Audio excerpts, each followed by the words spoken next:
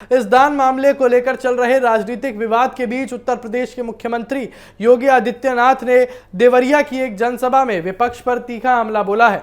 उन्होंने कहा कि जिन लोगों ने वर्षों तक भगवान राम के अस्तित्व पर सवाल उठाए, राम जन्मभूमि मंदिर निर्माण का विरोध किया और अदालतों में इसके खिलाफ कानूनी लड़ाई लड़ी, वही आज आस्था के छेड़छाड़ का आरोप लगा रहे हैं।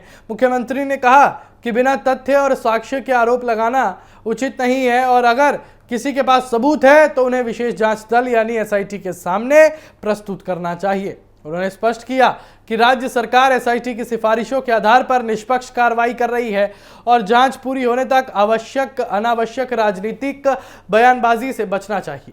मुख्यमंत्री ने कहा कि सरकार की मंशा पूरी तरह साफ है और जांच से जुड़े सभी तथ्य सामने आने पर सार्वजनिक किए जाएंगे।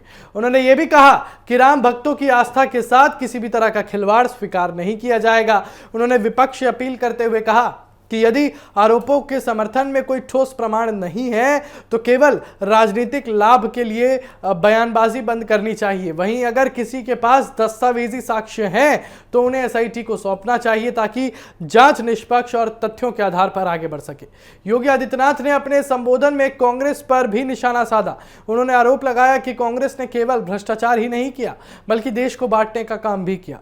उन्होंने कहा कि रामनवमी, श्री कृष्ण जन्माष्टमी, कावड़ यात्रा और दुर्गा पूजा जैसे धार्मिक आयोजनों के दौरान पहले बाधाएं खड़ी की जाती थी, जबकि वर्तमान सरकार सभी धार्मिक आयोजनों को शांतिपूर्ण और व्यवस्थित ढंग से संपन्न करने के लिए प्रतिबद्ध है।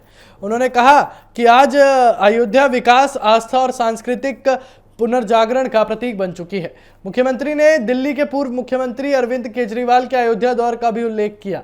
उन्होंने कहा कि दिल्ली की जनता ने उन्हें वर्षों तक अवसर दिया लेकिन राजधानी को भ्रष्टाचार के अलावा कुछ नहीं मिला। योगी ने दावा किया कि जिस प्रकार डबल इंजन सरकार ने अयोध्या का व्यापक विकास किया है और अगर वैसे ही नियत और कार्यशैली दिल्ली में अपनाई जाती है तो वहां भी उल्लेखनीय बदलाव देखने को मिलता।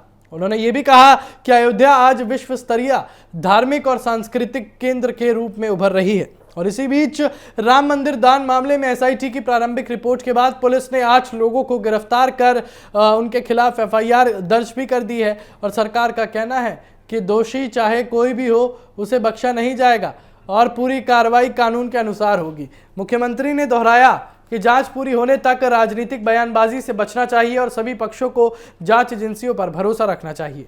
उन्होंने ये भी कहा कि सरकार की प्राथमिकता पारदर्शिता, जवाबदेही और श्रद्धालुओं की आस्था की रक्षा करना है।